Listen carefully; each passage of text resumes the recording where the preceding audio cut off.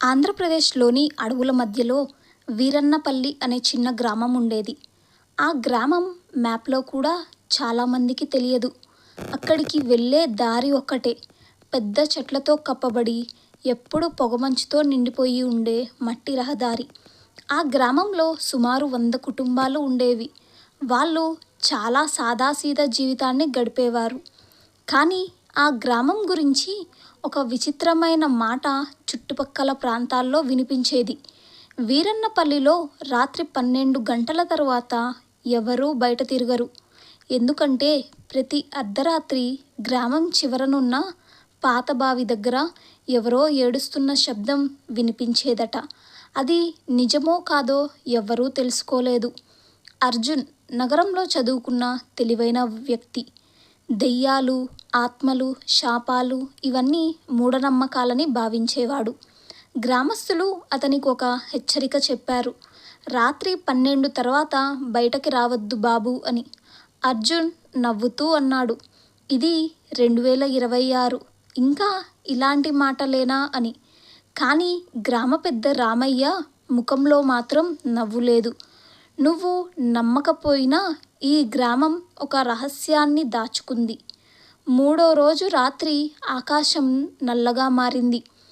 గాలి కూడా భయంకరంగా వీచింది. రాత్రి 11:55 అయింది. అర్జున్ తన గడియారం చూశాడు. ఈరోజు నిజం తెలుసుకుంటా అని బయటకి నడిచాడు. గ్రామం మొత్తం నిశ్శబ్దంగా ఉంది. కుక్కలు కూడా మొరగడం లేదు. అతను బావి దగ్గరకు చేరుకున్నాడు. అక్కడ ఒక పాత వేప చెట్టు ఉంది. ఆ బావిలో అమ్మా నన్ను కాపాడండి అని ఒక చిన్న పిల్ల ఏడుపు వినిపించింది. అర్జున్ ఒక్కసారిగా వెనక్కి తిరిగాడు. ఎవ్వరూ లేరు.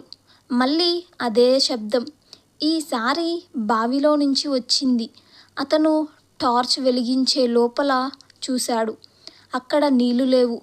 కానీ బావి అడుగున ఒక చిన్న అమ్మాయి నిలబడి ఉంది. తెల్లని బట్టలు, ముఖం కనిపించడం లేదు. ఎవరు నువ్వు అని అర్జున్ అడిగాడు. ఆ అమ్మాయి నెమ్మదిగా పైకి చూసింది. ఆమె కళ్ళు పూర్తిగా నల్లగా ఉన్నాయి. భయంతో అర్జున్ వెనక్కి పడిపోయాడు. ఆ గ్రామం మొత్తం గట్టిగా గంటలు మోగాయి. ఒక్కసారిగా గాలి బలంగా వీచింది. అర్జున్ గ్రామం వైపు చూశాడు. అక్కడ ఇల్లు కనిపించలేదు. గ్రామం మాయమైంది. అక్కడ కేవలం పాడైన గోడలు మాత్రమే ఉన్నాయి. చెట్లు ఎండిపోయాయి. రోడ్లు పగిలిపోయాయి. అర్జున్ గుండె వేగంగా కొట్టుకుంది. ఇది ఎలా సాధ్యం? అప్పుడే వెనక నుండి ఒక వృద్ధ గొంతు వినిపించింది. ఎందుకంటే ఈ గ్రామం 20 ఏళ్ల క్రితమే చనిపోయింది. అర్జున్ వెనక్కి తిరిగాడు. అతను చూసింది గ్రామ పెద్ద రామయ్యనే. కానీ ఇప్పుడు అతని ముఖం కాలిపోయినట్టు ఉంది. ఏమంటున్నారు మీరు అని అడిగారు. రామయ్య నెమ్మదిగా చెప్పడం ప్రారంభించాడు. ఆ గ్రామంలో ఒక అనాథ అమ్మాయి ఉండేది. ఆమె పేరు మాలతి. ఆమె చాలా మంచిది. అందరికీ సహాయం చేసేది. కానీ గ్రామస్తులు ఆమెను చెడ్డ శకునంగా భావించేవారు. ఎందుకంటే ఆమె వచ్చినప్పటి నుంచి వరుసగా ప్రమాదాలు జరిగాయి. ఒకరోజు గ్రామంలో పెద్ద అగ్ని ప్రమాదం జరిగింది. అందరూ కోపంతో మాలతిని దోషిగా ముద్ర వేశారు. ఆమె ఎంత ఏడ్చినా వినలేదు. గ్రామ పెద్దలు ఆమెను ఆ పాత బావిలో బంధించారు. చిన్న పాప కేకలు వేసింది, నేను ఏం చెయ్యలేదు, కానీ ఎవరూ కాపాడలేదు అని. ఆ రాత్రి భారీ తుఫాన్ వచ్చింది. మొత్తం గ్రామం అగ్నిలో కాలిపోయింది. అందరూ చనిపోయారు. అర్జున్ భయంతో ఇలా అడిగారు, అయితే ఇప్పటి వరకు నేను చూసింది అని. రామయ్య నెమ్మదిగా నవ్వాడు. మేమంతా ఆత్మలమే. ప్రతి సంవత్సరం ఒకరిని ఇక్కడికి రప్పిస్తాము. మా కథ ఎవరో వినాలని. అర్జున్ కాళ్ళు వణికాయి. అంటే నేను కూడా అని అన్నాడు. ఆ బావి దగ్గర మాలతి కనిపించింది. ఈసారి ఆమె ముఖంలో కోపం లేదు, కన్నీళ్లు మాత్రమే ఉన్నాయి. నిజం తెలిసిన వాడు తప్పించుకోవచ్చు అంది. కానీ ఒక షరత్తు. ఏమిటి అని అర్జున్ అడిగాడు. నన్ను చంపింది భయం కాదు, మనుషులో అన్యాయం అని ప్రపంచానికి చెప్పు అంది.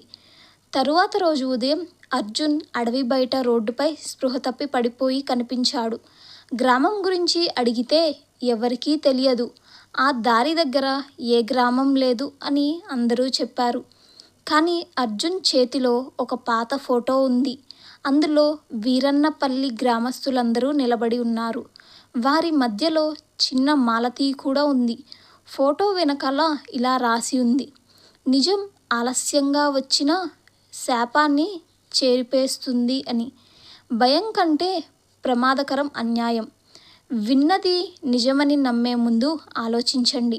నిర్దోషులను బాధ పెడితే ఒకరోజు నిజం తిరిగి వస్తుంది. మనుషులు తీర్పు తప్పు కావచ్చు, కానీ నిజం ఎప్పటికీ మాయమవదు.